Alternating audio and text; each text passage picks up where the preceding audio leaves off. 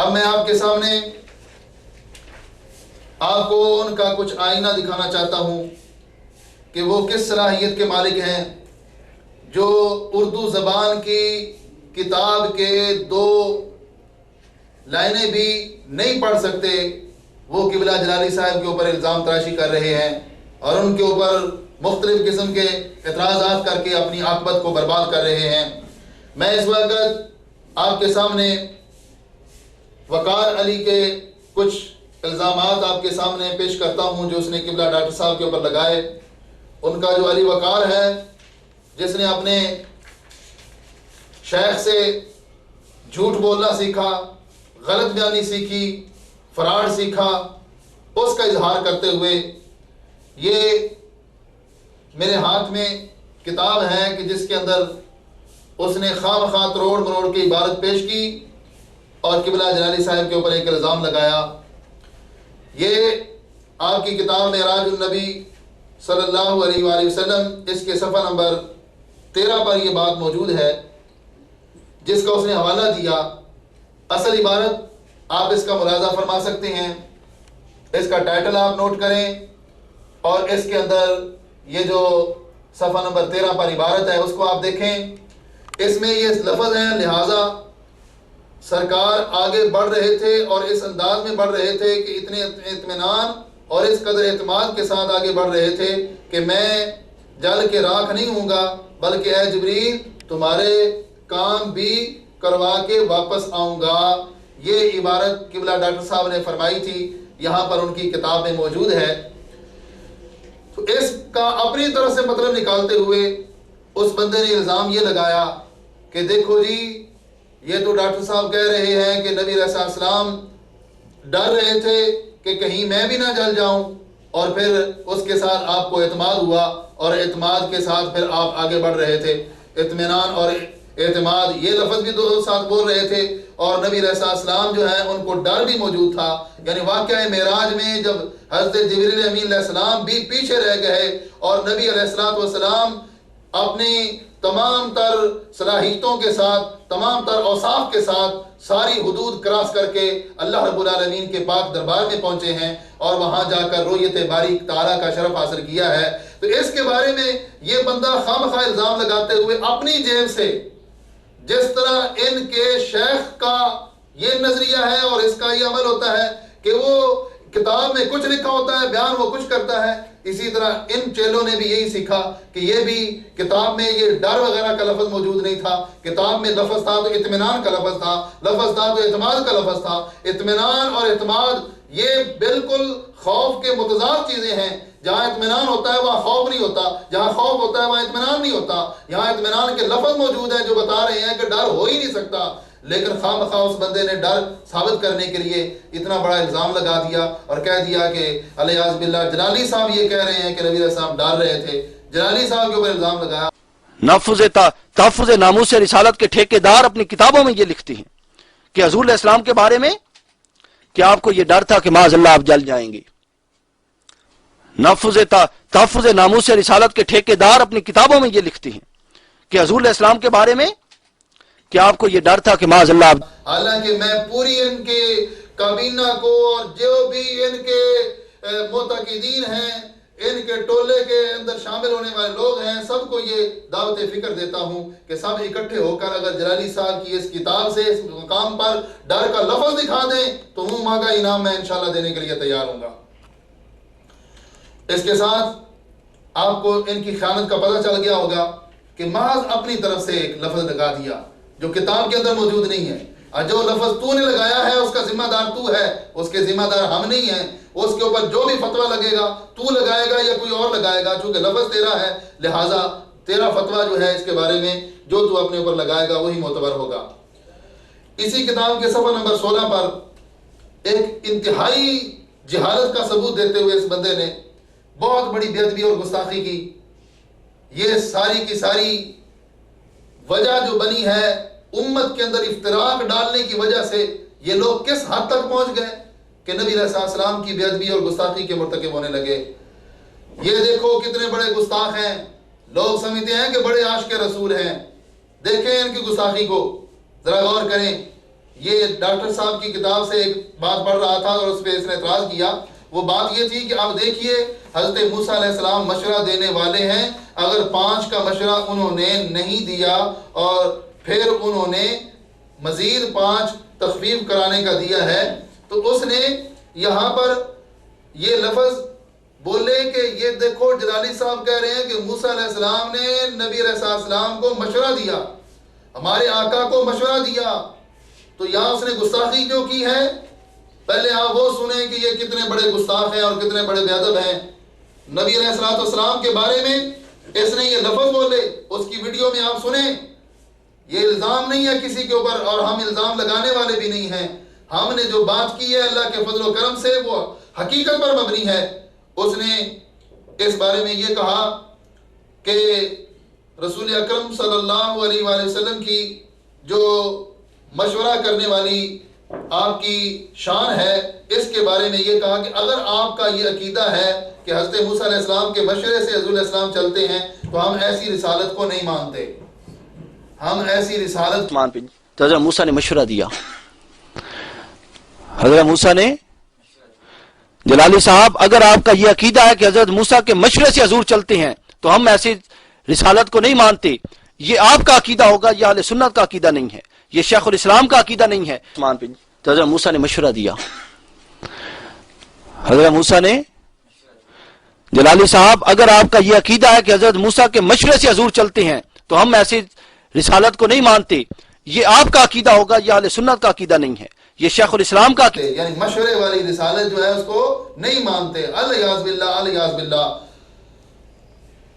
یہ آگے کہتا ہے کہ یہ آپ کا عقیدہ ہوگا, یہ اہل سنت کا عقیدہ نہیں ہے, یہ شیخ الاسلام کا عقیدہ نہیں. جلالی صاحب اگر آپ کا یہ عقیدہ ہے کہ حضرت موسیٰ کے مشورے سے حضور چلتے ہیں تو ہم ایسی رسالت کو نہیں مانتے, یہ آپ کا عقیدہ ہوگا, یہ اہل سنت کا عقیدہ نہیں ہے, یہ شیخ الاسلام کا عقیدہ. جلالی صاحب اگر آپ کا یہ عقیدہ ہے کہ حضرت موسیٰ کے مشورے سے حضور چلتے ہیں تو ہم ایسی رسالت کو نہیں مانتے, یہ آپ کا عقیدہ ہوگا, یہ اہل سنت کا عقیدہ نہیں ہے, یہ شیخ الاسلام کا عقیدہ ہے. یہ اس نے تبصرہ کرتے ہوئے کہ حضور علیہ السلام کو جو مشورہ دیا گیا ہے یہ جلالی صاحب کا اپنا عقیدہ ہے, حضور علیہ السلام کو مشورہ دینے والی جو رسالت ہے وہ آپ کی رسالت ہم نہیں مانتے.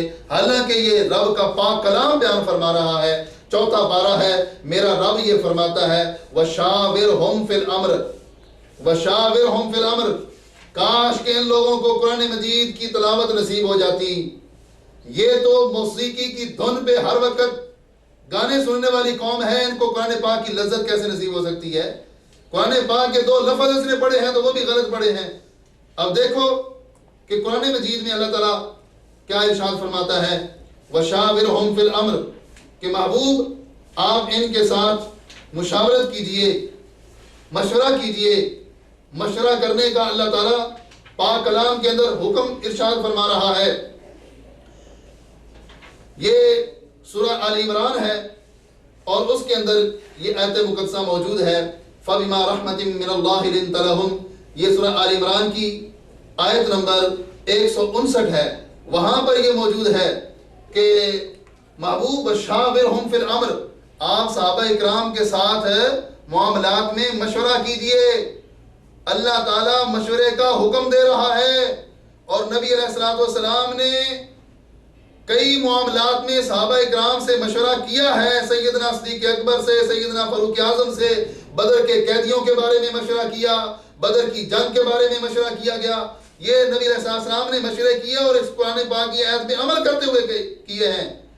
اور یہ جلالی صاحب اگر آپ کا یہ عقیدہ ہے کہ حضرت موسیٰ کے مشورے سے حضور چلتے ہیں تو ہم ایسی رسالت کو نہیں مانتے, یہ آپ کا عقیدہ ہوگا, یہ اہل سنت کا عقیدہ نہیں ہے, یہ شیخ الاسلام کا عقیدہ. کہتا ہے یہ جو کچھ اس نے سیکھا ہے اپنے شیخ سے, وہ کچھ یہ بیان کرتا ہوا کہتا ہے کہ ایسی رسالت کو ہم مانتے ہی نہیں ہیں. الیاذ باللہ, اس نے واضح طور پہ نبی علیہ السلام کی رسالت کا انکار کر دیا. اور جو نبی علیہ السلام کی رسالت کا منکر ہو وہ کبھی بھی نجات نہیں پا سکے گا. اس کا انجام وہی ہوگا جو سلمان تاثیر کا ہوا ہے. وکالت کرتے کرتے یہ لوگ اسی انجام تک پہنچ گئے جو انجام منکرین کا ہوتا ہے اور جو انجام جو کفار اور بدترین لوگوں کا ہوتا ہے. یہ لوگ بھی اس انجام تک پہنچ چکے ہیں. اب اس ایک گستاخی نہیں, اس نے کئی گستاخیاں اپنی اس گفتگو کے اندر کی ہیں. اگر آپ وہی سنیں گے, اس کی تقریر کو بار بار سنیں گے تو آپ کو یہ اندازہ ہو جائے گا کہ یہ لوگ جو اپنے اوپر ٹائٹل لگائے ہوئے ہیں یہ ٹائٹل بالکل غلط ہے. انہوں نے جب سے غیروں کا ساتھ دینا شروع کر دیا ہے اور ان کے پیسے پہ یہ پلنے شروع ہو گئے ہیں تو اس وقت سے انہوں نے اہل سنت کو چھوڑ کر یہ جو غلط راہ ہے اور جہنم کو لے جانے والی راہ ہے اس کو ان لوگوں نے اپنا رکھا ہے. اب اس سلسلے میں تیسرا اعتراض انہوں نے یہ کیا، یہاں پر آپ یہ بھی ان کی گستاخی ذرا سن لیں، ان کی گستاخیوں کا ذرا موضوع چل نکلا ہے. اس نے اپنی گفتگو میں، ہم پہلے وہابیوں کے بارے میں یہ کہتے تھے کہ وہابیوں سے جانب ان کی گفتگو ہو تو کوئی نہ کوئی کفر یا کلمہ ان کی زبان سے ضرور نکل جاتا ہے. اب یہ لوگ کس سٹیج پر پہنچ گئے کہ اس کی جو گفتگو ہے اس میں کتنے کفریات اس نے بکے ہیں. دیکھو، ایک تو نبی علیہ السلام کی رسالت یعنی مشورے والی رسالت کا اس نے انکار کر دیا، اور دوسرا یہ اس نے کہا کہ رسول پاک صلی اللہ علیہ وسلم نے ساری عمر مشرکوں میں گزاری، ان میں رہے، اٹھے بیٹھے، ان میں کھایا، ان سے نکاح کیے، پھر جا کر اپنے کردار سے بدلا. یہ 5 نمبر آپ سماعت فرما سکتے ہیں. یہاں پر الزام لگاتے ہوئے کہ ساری عمر آپ نے مشرکوں بے وقوفانہ جاہلانہ باتیں ہیں مولویوں کی. حضور علیہ السلام نے تو ساری عمر مشرکوں میں گئی. حضور علیہ السلام ان میں رہے، ان میں اٹھے بیٹھے، ان میں کھایا پیا، ان کے شادیاں نکاح کی حضور علیہ السلام نے. بے وقوفانہ جاہلانہ باتیں ہیں مولویوں کی. حضور علیہ السلام نے تو ساری عمر مشرکوں میں گئی. حضور علیہ السلام ان میں رہے، ان میں اٹھے بیٹھے، ان میں کھایا پیا، ان کے شادیاں نکاح کی حضور علیہ السلام نے. حالانکہ یہ کتنا بڑا الزام ہے نبی علیہ السلام کی ذات پاک پر. اللہ تعالیٰ ارشاد کہ جو مشرک مرد ہوں ان کے ساتھ ان کے ساتھ مومن عورتوں کا نکاح نہیں ہونا چاہیے، اور جو مومن مرد ہوں ان کے ساتھ مشرک عورتوں کا نکاح نہیں ہونا چاہیے. اللہ تعالیٰ تو اس حکم میں واضح طور پہ یہ فرما رہا ہے کہ تم مشرکوں کے ساتھ نکاح نہ کرو. یہ بھی قرآن مجید کے دوسرے پارے کے اندر یہ آیت مقدسہ موجود ہے جس میں یہ واضح طور پہ اللہ رب العالمین کا فرمان ہے.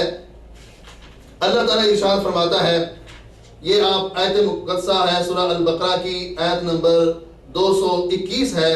اللہ تعالیٰ ارشاد فرماتا ہے وَلَا تَنْكِحُوا الْمُشْرِكَاتِ حَتَّى يُؤْمِنَّ وَلَأَمَةٌ مُؤْمِنَةٌ خَيْرٌ مِّن مُّشْرِكَةٍ وَلَوْ أَعْجَبَتْكُمْ وَلَا تُنْكِحُوا الْمُشْرِكِينَ حَتَّى يُؤْمِنُوا وَلَعَبْدٌ مُّؤْمِنٌ خَيْرٌ مِّن مُّشْرِكٍ وَلَوْ أَعْجَبَكُمْ أُولَٰئِكَ يَدْعُونَ إِلَى النَّارِ وَاللَّهُ يَدْعُو إِلَى الْجَنَّةِ وَالْمَغْفِرَةِ بِإِذْنِهِ وَيُبَيِّنُ آيَاتِهِ لِلنَّاسِ لَعَلَّهُمْ يَتَذَكَّرُونَ. اللہ تعالیٰ یہ ارشاد فرماتا ہے کہ مومن مرد جو ہیں وہ مشرک عورتوں سے نکاح نہیں کر سکتے، اور مشرک عورتیں جو ہیں، مشرک مرد جو ہیں وہ مومن عورتوں کے ساتھ نکاح نہیں کر سکتے. اللہ تبارک و تعالیٰ نے 2 طرفہ اس نکاح کو روک دیا ہے کہ نہ مومن مرد کا مشرک عورت سے ہو سکتا ہے اور نہ ہی مشرک مرد کا مومن عورت سے ہو سکتا ہے. اللہ تبارک و تعالیٰ نے اس سے منع فرما دیا. اب اگر جو منسوخ آیات ہیں ان کا حوالہ دے کر اگر کوئی یہ کہتا ہے کہ منسوخ آیات جن میں یعنی پہلے اسلام کے ابتدائی ادوار میں یہ ایسے تھا کہ نبی علیہ السلام نے ان کے ساتھ رشتہ داریاں قائم کی ہیں تو وہ منسوخ آیات ہیں، اور جو چیز منسوخ ہو اس کو حوالہ اور دلیل بنا کے پیش کرنا اس سے بڑی حماقت اور کیا ہو سکتی ہے. میں اس مقام پہ ان کو یہ یاد دلاؤں گا، حضرت مولا علی رضی اللہ تعالیٰ عنہ کو بڑا ماننے کا یہ دعویٰ کرتے ہیں، اور وہ بھی صرف شیعہ سے چندہ وصول کرنے کے لیے. حضرت مولا علی رضی اللہ تعالیٰ عنہ کوفے کی مسجد میں تشریف لائے تو آپ نے دیکھا کہ ایک اس علی وقار جیسا بندہ جو ہے وہ ممبر پہ بیٹھا ہوا آواز کر رہا تھا. حضرت مولا علی رضی اللہ تعالیٰ عنہ نے اس بندے سے پوچھا کہ مجھے یہ بتاؤ کہ قرآن مجید میں ناسخ آیات کون سی ہیں، منسوخ آیات کون سی ہیں؟ تو وہ تو جاہل تھا، جس طرح کہ یہ جاہل ہے، پتہ ہی نہیں تھا کہ ناسخ کیا ہوتا ہے، منسوخ کیا ہوتا ہے. خام خواہ لوگوں کے اوپر اپنی جو ہے علمی دھار بٹھانے کے لیے اس طرح کی انہوں نے باتیں کی. تو آپ نے جب اس کا یہ امتحان لیا تو وہ جواب نہ دے سکا تو آپ نے اس کو کان سے پکڑا اور پکڑ کر نیچے اتار دیا اور فرمایا کہ تو ممبر پر بیٹھنے کا مستحق نہیں ہے، کیونکہ میرے ہوتے ہوئے ممبر پر وہی بیٹھے گا جس کو قرآن مجید کی ناسخ اور منسوخ آیات کا پتہ ہوگا.